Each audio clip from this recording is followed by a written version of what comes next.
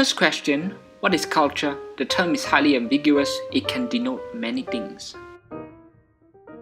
It may mean a way of life, say youth culture, Chinese culture, pop culture, and classroom culture. It may also mean a set of habits, Deepavali celebration, children's games, parliamentary debates, if there were any.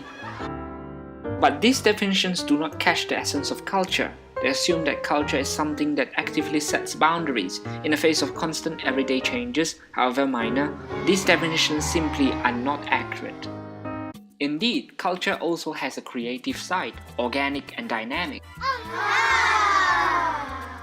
At the periphery of dominant social life, there are emergent and residual elements of life which can disrupt the order of things at any moment.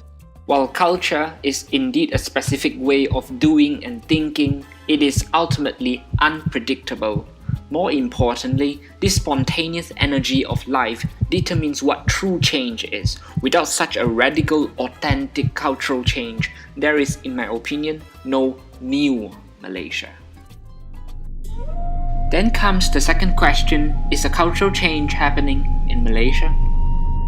Of course we can say yes. First, we can definitely argue that we always have new talents of sports, music, art and screen raised to the dominant stage of our cultural life. Second, we can definitely argue that the newly elected government is a sign of social change, that Malaysians have shown unity, that Malaysians have finally realized what they want, that Malaysia is finally free. But is that, to be honest, an actual cultural change?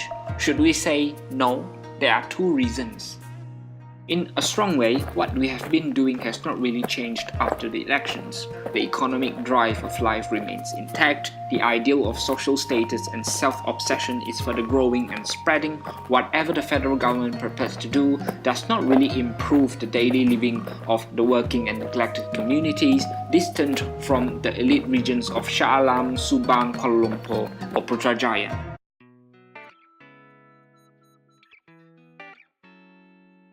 To a large extent, urban Malaysians have also dominated the narrative of national change. Urban voices have been too quick and too arrogant in saying that Malaysia is new, better and liberated.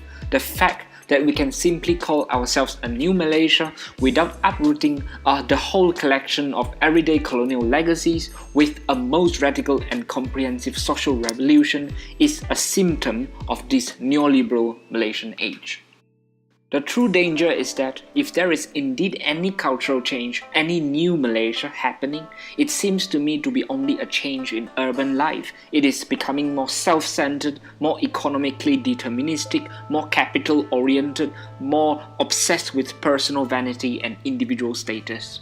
The discourse of New Malaysia is simply a pretentious prophecy by the new set of elite institutions. In reality and clearly, Malaysia has not realized its cultural, intellectual and revolutionary potential. For a truly new Malaysia, it doesn't only take the morality of I respect you, you respect me, which predominates contemporary social interactions. It will require war and battle. We need a radical revolution in the realms of economic organization and social discursive practices. I guess you may be scared. If we want a truly new Malaysia, we must be ready for struggle. As Marxist philosopher Slavoj Zizek argues, in politics we have authentic enemies. Everyone should not be respected in politics. Politics is the real struggle of life and death. The task then should no longer be the superficial morality of mutual respect and neoliberal self-love. We need a revitalization of radical dialogic engagement. As the title of this video reminds us, we need a cultural change beyond the ballot box.